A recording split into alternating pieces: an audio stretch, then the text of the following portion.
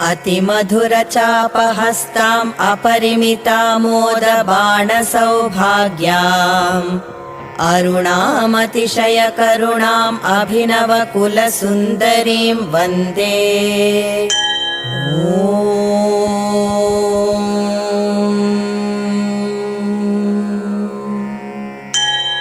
अतिमधुरचापहस्ताम् अपरिमितामोदबाणसौभाग्याम् अरुणामतिशयकरुणाम् अभिनवकुलसुन्दरीं वन्दे।